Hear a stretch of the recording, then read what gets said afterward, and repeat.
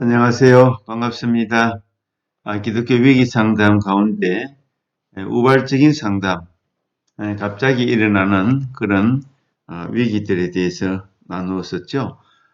죽음에 관련되는 여러 가지 용어들도 있고 죽음과 관련된 위기 상담을 지난 시간에 나누었습니다. 어, 죽음에 관계된 용어들로 우리 상실에 대해서 나누었었고 사별에 대한 것, 애도 반응, 그리고 슬픔에 대해서 얘기를 나누었습니다. 죽음은 인간이 가장 기피하고 싶고 또 어려운 문제가 아닐 수가 없습니다.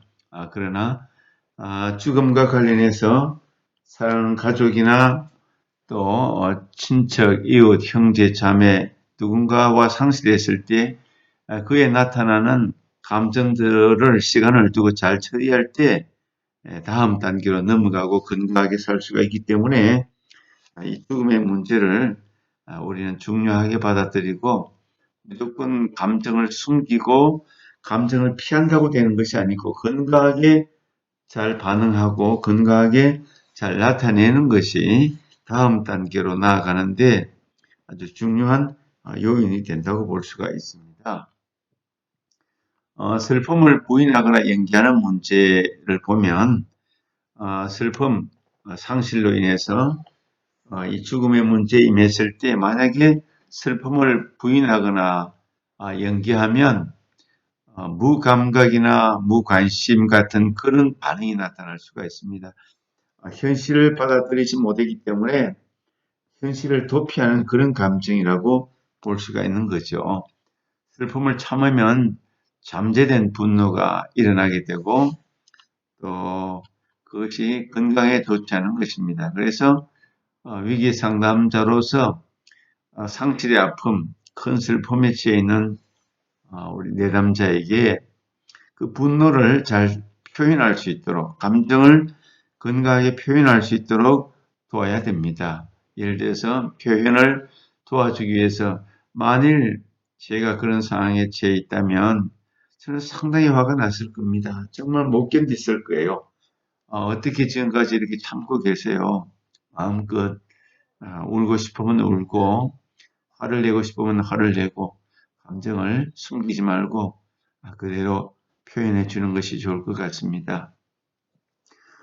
가능하면 상황에 따라서 관계에 따라서 다르겠지만 내담자를 조용히 이렇게 쓰다듬어 줄 수도 있고 안아줄 수도 있고 그 감정을 표현할 수 있도록 그렇게 해주는 것이 건강한 다음 단계로 넘어가는데 큰 도움이 될 수가 있는 것입니다.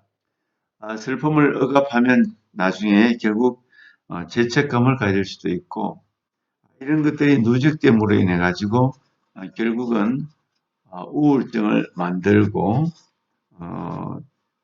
자기 안에서 감정을 내면화시킴으로 인해서 자기를 공격하게 되는 그런 상황에까지 처하게 만들 수가 있다는 것에 대해서 생각해야 됩니다. 우리 인간은 감정을 가진 동물입니다. 감정을 잘 표현하는 것이 건강하고 감정을 잘 사귀고 나누고 교제하는 것이 좋은 교제가 되는 것이죠. 예를 들어서 두 사람 사이 친구라고 해도 한 사람은 감정을 자기 감정을 양식으로 잘 표현하는데 한 사람은 자기 감정을 계속 숨기고 있다면 그것은 건강한 교제가 아니고 건강한 관계라고 말할 수가 없습니다. 사람은 내가 오늘 좀 기분이 나쁘다. 나는 조금 오늘 슬프다. 좀 우울하다. 이렇게 감정을 표현할 때 상대방에 대한 배려도 나타나고 상대방을 어떻게 대해야 할 것인지도 알게 되고 또 건강한 감정을 통해서 교제와 사귐을 더 능력 있게 할 수 있다는 것에 대해서 우리는 생각을 해야 되는 거죠. 그 다음에 이제 슬픔에 대한 단계가 있습니다. 우리 기독교는 부활의 종교라고 하죠. 어제 이제 부활절을 보냈습니다. 우리는 죽음에 대해서 기독교는 승리하고 예수님께서 부활하셨으므로 죽음에 대해서 두려워하지 않고 우리는 죽음을 받아들일 수도 있다라고 생각할 수 있지만 그래도 육신을 가진 인간이기 때문에 죽음에 대해서 누구나 두려워할 수 있고 죽음에 대해서 슬퍼할 수도 있고 죽음에 대해서 상실과 아픔과 슬픔의 반응을 나타내는 것은 이상한 것이 아니고 지극히 인간으로서 정상입니다. 아무리 부활의 종교이고 우리가 신앙을 돈독하게 가지고 있다고 해도 분명히 슬픔이라든지 상실이라든지 이런 아픔에 대해서 우리는 충분히 공감을 하고 받아들여야 되는 것입니다. 감정이라는 것은 인간에게 있어서 아주 건강한 부분이고 본능적으로 필연적으로 반드시 가져야 할 그런 부분이기 때문에 슬픔을 많이 표현한다, 적게 표현한다. 이것도 개인의 차이가 있고 또 그렇게 표현하는 것이 지극히 정상이다, 정상 반응이다 이렇게 이해를 해야 됩니다. 사랑하는 사람을 잃었을 때 나타나는 정상적인 반응이 슬픔이죠. 그리고 이제 충격과 눈물이 이제 날 수 있습니다. 정상적인 반응이기에 막아서는 안 된다. 예. 시편 우리 42편 3절에 보면 내 눈물이 주야로 내 음식이 되었도다. 이러한 시편의 노래가 있습니다. 얼마나 큰 슬픔을 당하면 눈물이 주야로 음식같이 되어버렸다. 이렇게 이제 노래하고 있습니다. 큰 슬픔을 만났을 때 우리는 하루 이틀, 일주일, 몇 주간, 몇 달 동안 슬퍼할 수도 있습니다. 그렇게 되면 사실 사람은 우울증에 빠졌다 이렇게 볼 수도 있는데 어쨌든 보통 큰 충격과 또 아픔이 넘어설 정도로 어려움을 만났을 때 이렇게 눈물이 많이 나는 것은 절대로 비정상이 아니고 정상적인 반응이라고 그렇게 받아주셔야 됩니다. 두 번째로 이제 죄책감이 생길 수 있는 거죠. 죄책감. 그리고 적대감도 일어날 수가 있습니다. 불안정한 행동도 일어날 수가 있겠죠. 이것이 지극히 감정이 정상적이지 않을 때, 비정상일 때 감정은 복합적입니다. 아주 슬픔 속에 죄책감이 담겨 있고, 슬픔 속에 분노가 담겨 있고, 슬픔 속에 적대감도 담겨 있고, 상황이 아주 다양하기 때문에 그렇죠. 억울한 부분도 있고, 또 분한 부분도 있고, 또 여러 가지 복잡한 상황 속에서 인간의 감정은 매우 복잡합니다. 예민합니다. 불안정한 행동이 나타날 수도 있는 것입니다. 그리고 우울증과 고독이 연속해서 시간이 지나면서 나타날 수도 있는 것입니다. 일상생활로의 복귀 불가능. 슬픔이 극하면 일상적인 생활로 복귀하는 것이 어렵죠. 그래서 우리가 가족 가운데 누가 세상을 떠났을 때 물론 뭐 연세가 많으신 할머니나 할아버지가 돌아가시면 우리가 어느 정도 받아들인 예상을 했기 때문에 우리가 뭐 일주일, 이주일 지나도 어느 정도 물론 뭐 아픔이 있지만 일상으로 돌아올 수도 있습니다만은 사랑하는 자녀가 세상을 떠났다. 또 예기치 못하게 부모님이 세상을 떠났다고 할 때 일상으로 돌아오는 것이 쉬운 일이 아닙니다. 시간이 많이 걸릴 수가 있습니다. 그것이 인간의 애도 반응과 슬픔의 반응을 오랫동안 해야지 이제 사랑했던 그 사람을 내 마음속에서 우리 가정에서 서서히 이제 보내드리는 그런 시간이 절대적으로 필요한 것입니다. 이것이 위기 상담자의 어떤 지식적으로, 이론적으로, 실제적으로 경험하고 알아야 할 그런 부분들이라고 볼 수가 있는 것입니다. 시간이 지나면서 점차적인 희망이 돌아오는 것이죠. 이게 인간의 반응입니다. 시간이 오래 지나면 슬픔 상태에 너무 오랫동안 있지 않고 사람이 정상이면 건강한 사람이면 돌아오게 되어 있습니다. 조금씩 조금씩 돌아오고 인간은 망각의 능력이 있고 아무리 큰 충격과 아픔도 시간이 오래 지나면 잊어버리게 됩니다. 그래서 희망이 발생하고 희망이 생겨나게 되는 거죠. 그 다음에 여덟 번째로 현실을 확인하기 위한 투쟁. 이제 내가 현실로 돌아가야 되는데 하면서 현실을 되찾기 위한 그런 투쟁도 하게 되는 것입니다. 죽음의 단계에 대한 키블러 로스라는 그런 학자가 있었는데 1968년도죠. 이번에 연구에 의하면 암 환자라든지 죽음의 임종을 맞이한 사람들이 죽음의 받아들이는 감정과 단계를 보면 첫 번째 5단계가 있는데 부인한다, 부정한다, 받아들이지 않는 거죠. 나에게 왜 이런 일이 있어야 되는가 부인하고 두 번째는 분노가 일어나게 되고 자신에 대해서 또 하나님에 대해서도 분노합니다. 왜 나에게 이런 일을 주셨나? 그리고 이제 시간이 더 지나면 타협합니다. 내가 우리 자녀가 다 자랄 때까지만 살게 해주세요. 우리 자녀가 결혼할 때까지만 살게 해주세요. 이런 식으로 하나님과 어떤 절대자와 타협하는 그런 기간이 있고 그것도 안 되니까 나중에 우울 단계가 있습니다. 우울 단계를 지나고 난 다음에 현실에 돌아와서 수용하게 되는 이 5가지 단계가 일반적으로 인간이 겪는 단계라고 보는 것입니다. 이처럼 인간은 정상적으로 지극히 정상적으로 감정을 수용하고 감정을 받아들이는 데 있어서 굉장한 어려움이 따라온다는 것을 기억하면서 그야말로 슬퍼하지 말라, 울지 말라 이렇게 말하기보다는 충분한 시간을 주고 슬퍼하고 또 울 수 있고 그런 정상적인 감정의 단계를 회복하는 그런 시간과 환경을 만들어주는 것이 훨씬 더 중요하다. 이렇게 이해하시면 좋겠습니다. 인간에게 슬픔이 필요한 이유, 왜 슬퍼해야 되는가? 슬퍼하는 행위는 사망자로부터 자신을 자유롭게 한다는 것입니다. 예. 슬퍼해야지 이제 나를 떠난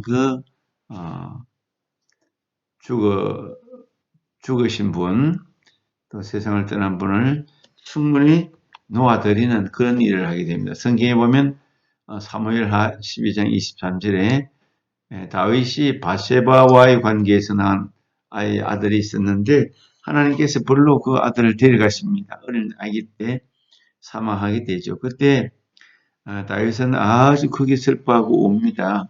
또 금식까지 하죠. 그럼에도 불구하고 하나님께서 그 아이를 데려갑니다.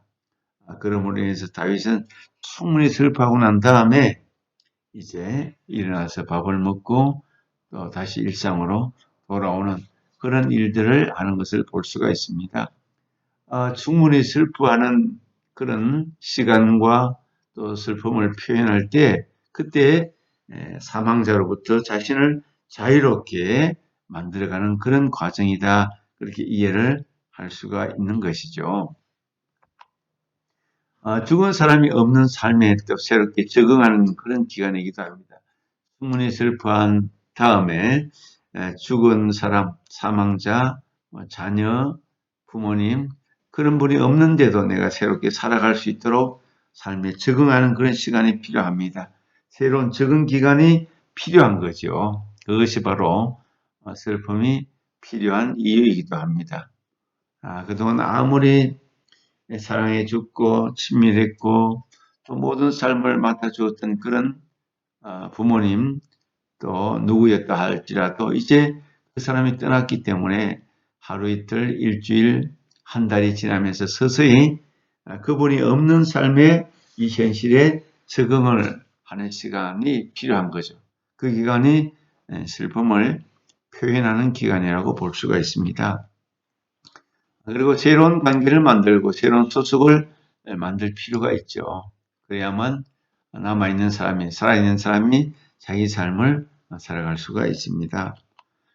생존과 재활, 과거와 연결하기, 아직 배우자가 살아있는 것처럼 살아가는 그런 시기. 예. 배우자가 돌아가셨는데, 사망했는데, 당분간 얼마 동안 기간은 배우자가 꼭 살아있는 것 같고, 금방 나타날 것 같고, 또 현실에서 함께 자기하고 행동하는 것처럼 그렇게 느껴질 때가 있습니다. 그래서 과거와 연결하기, 죽은 자와의 끈을 서서히 풀어내는데 시간이 아, 몇 주간, 몇 달이 걸릴 수도 있습니다. 그래서 처음에는 우리라는 단어 대신에 당분간 그렇게 사용합니다. 우리가 살아있을 때 우리가 한 게 참 행복했다. 우리라는 단어를 쓰다가 이제 시간이 지나면서 우리라는 단어를 끊어버리고 나라는 단어, 아, 나라는 새로운 정체성, 그분이 없는 나라는 그런 단어로 구분을 이제 서서히 해나가는 시간이 있습니다. 그때까지 잘 참고 인내하며 시간을 두고 이렇게 분리해내는 시간이 꼭 필요합니다. 현재와 함께 살아가기, 예, 가족의 구조 개편, 한 가족의 세상을 떠났기 때문에 4인 가족이 3인 가족이 되고 5인 가족이 4인 가족이 되고 3인 가족이 2인 가족이 되는 가족의 구조 개편이 필요한 시기. 당분간은 사망했던 그분이 사용했던 여러 가지 옷가지라든지 가지 도구라든지 그분의 방이라든지 그런 것을 금방 치우면 안 됩니다. 시간이 지나가서 서서히 마음속에 떠나갈 때까지 그분이 사랑했던 물건들, 그분이 좋아했던 여러 가지 가정 안에 있던 아, 도구들을 그대로 두는 시간이 필요합니다. 그러나 시간이 지나게 되면 자연적으로 가족들에게서 멀어지기 때문에 그때 이제 서서히 그분이 사용했던 물건들을 치우면 되는 거죠. 시간이 지나면 자동적으로 치우게 되어 있습니다. 자기 역할에 충실하는 것이 좋고 중요한 결정은 몇 달 후에 적어도 몇 달 후에 내리는 것이 좋다. 무슨 뜻인가 하면 사랑하는 가족이 세상을 떠났는데 아주 중요한 결정, 집을 매매한다든지 이사를 간다든지 이런 것들은 금방 하는 것이 아닙니다. 시간을 두고 천천히 충분히 내 마음속에서 정리정돈이 되고 이성이 돌아오고 감정이 가라앉고 모든 것이 정상으로 돌아왔을 때 그때 이사를 하고 집을 매매한다든지 중요한 가정의 결정은 시간이 충분히 지나고 난 다음에 해야 하는 것이 좋다. 그것이 나중에 안타까운 문제나 후회하는 일을 만들지 않는다. 그렇게 꼭 이해하셔야 됩니다. 예. 그 다음에 미래의 진로 찾기. 진로를 찾는 것도 시간이 필요하죠. 아직도 슬픔이 정리되지 않고 마음이 불안정하고 또 여러 가지 애도 반응이 있는 그 시점에서 진로를 갑자기 바꾼다든지 새로운 진로를 찾는 것이 쉬운 일이 아닙니다. 역할 수행에 안정을 되찾는 시기가 필요합니다. 안정을 되찾을 때까지 시간을 충분히 두고 또 새로운 역할을 개발해 나갈 수 있도록 그렇게 할 필요가 있습니다. 배우자를 잃은 내담자를 위한 상담. 배우자를 잃는 것이 위기 상담 지수, 스트레스 지수의 가장 높은 단계입니다. 충격이 가장 크고 슬픔이 가장 큰 것이 배우자를 잃는 경우입니다. 상을 당한 그 상황에서 시작하라. 너무 많은 기대를 하지 말라. 이 말이 무슨 뜻인가 하면 슬픔을 당했을 때 그 상황에서 시작하라. 사람마다 다르겠지만 슬픔이 큰 사람은 땅바닥에 누울 수도 있고 뒹굴 수도 있고 크게 울 수도 있고 여러 가지 뭐 비현실적인 행동과 상황을 보여줄 수도 있습니다. 그럴 때 상담자는 위로자는 그 사람과 같이 땅에 앉고 같이 슬퍼하고 같이 울어주고 그 상황에서 시작해야 되는 거죠. 너무 많은 기대를 하지 말라는 것입니다. 이분이 평소에 저렇지 않은 분인데 어떻게 저렇게 행할 수가 있을까? 입장을 바꿔놓고 생각해 봐야 됩니다. 그래서 절대로 당하지 말고 우울하지 말고 절망하지 말고 이런 것들을 충분히 이해하고 받아들이고 얼마나 슬프면 얼마나 힘들면 저렇게 될 수 있을까. 그 상황을 충분히 공감하고 받아들이는 그 상황에서 시작할 수 있도록 그렇게 해야 된다는 것이죠. 그것이 진정한 위로자로서의 역할을 하게 되는 것입니다. 감정을 잘 표현할 수 있도록 감정 표현이 명확하도록 하라. 억압된 그런 감정이 되지 않도록 해야 된다. 예. 감정을 억압해서는 안 된다. 지금 천국에 갔습니다. 울지 않아도 된다. 왜 그렇게 우느냐? 왜 그렇게 우느냐라고 말하면 감정을 억압하게 되겠죠. 참나라도 그렇게 슬퍼했을 것이다. 얼마나 슬프냐? 참 말할 수가 없다. 너무너무 힘드시겠다. 감정 표현을 잘 해서 내담자로 하여금 감정 표현을 잘 할 수 있도록 도와주는 그런 과정이 무엇보다도 필요하다고 볼 수가 있습니다. 공감하라. 우리 성경에도 로마서 12장에 나오는 것처럼 우는 자들과 함께 울라. 이게 이제 성경적인 가르침이기도 하죠. 상담적으로 보면 엠파시, 공감하는 것이죠.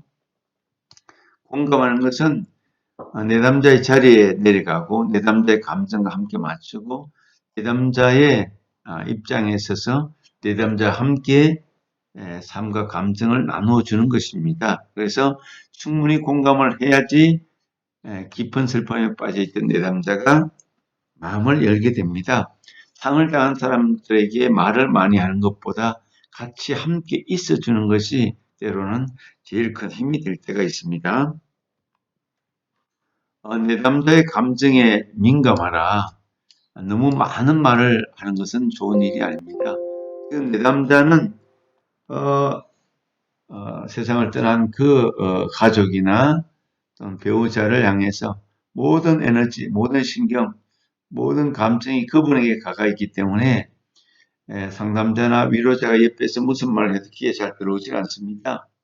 무슨 말을 하는지 전혀 감각이 없습니다. 그렇기 때문에 말을 많이 하는 것은 도움이 되지 않고 오히려 함께 울어주고 가만히 그 자리에 있어주는 것이 큰 힘이 될 때가 있습니다. 너무 많은 말을 하지 않는 것이 좋겠다. 네. 그 다음에 잘못된 확인을 하지 말라. 잘 모르면서 또 미래에 대해서 책임을 질 수 없으면서 금방 괜찮아질 거예요. 천국 가서 참 행복하게 살 수 있을 거예요. 또 여러 가지 자기의 추측성 발언으로 인해서 내담자라고 혼란을 겪거나 여러 가지 아픔을 잘 공감하지 못하면서 감정과 현실을 따로 놓을 수 있도록 그렇게 만들어서는 안 된다. 잘못된 확인을 하지 말라. 부정확한 언어를 해서는 안 된다라는 것을 상담자는 기억을 해야 할 것입니다. 그 다음에 이제 임종 환자들에 대한 내면 세계를 살펴보면 임종 환자들, 암 환자들이라든지 곧 이제 죽음의 현실 앞에 서 있는 그런 환자들의 내면 세계를 보면 정신적인 고통과 관련된 문제를 많이 이제 가지고 있다고 보는 거죠. 임종 환자들의 마음속의 70%는 감정 속의 불안과 두려움을 가지고 있다는 것이 통계이고 가족의 장래에 대한 걱정이 이렇게 많습니다. 우리 부모님 같은 경우는 더 그럴 것이고 또 배우자가 곧 임종하게 된다면 임종하게 되는 그 배우자가 남은 가족들 남편이든 아내이든지 걱정을 많이 하게 될 것입니다. 이별에 대한 그런 상처 아픔도 크고 신체적인 아픔과 고통 앞으로 얼마나 힘들까 아플까 고통스러울까 이런 괴로운 마음도 33%나 되고 또 두고 가는 일들에 대한 회한 내가 인생을 정말 충실하게 살지 못했다.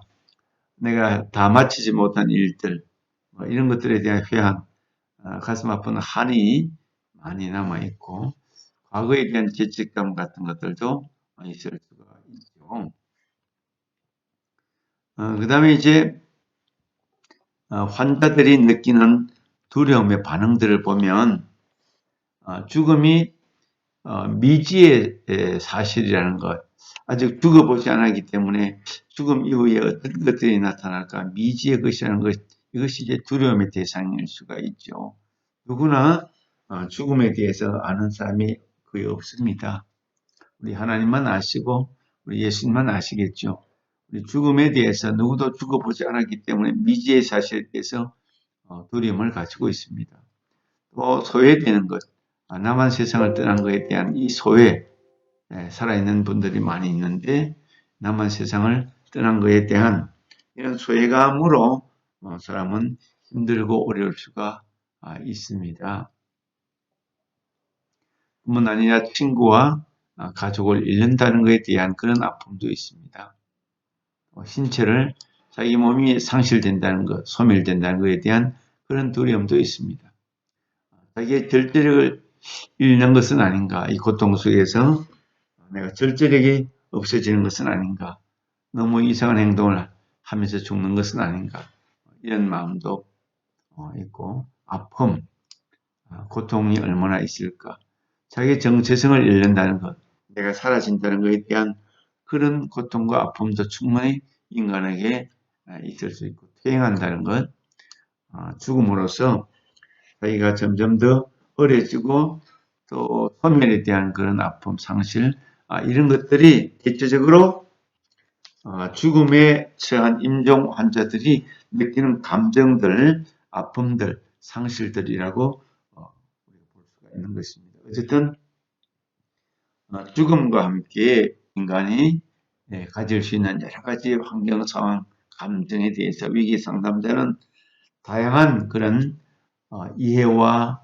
또 이론적인 지식을 가지고 위기를 만난 특히 죽음과 임종에 처해 있는 내담자들을 위기 상담적인 관점에서 잘 도울 수 있다는 것이 대단히 중요한 그런 과제이고 또 상담자의 숙제이기도 합니다. 이런 것을 잘 준비하고 잘 미래를 대처할 수 있도록 학습을 해나갈 수 있기를 바랍니다. 오늘 여기까지 1단계 공부하겠습니다. 수고하셨습니다.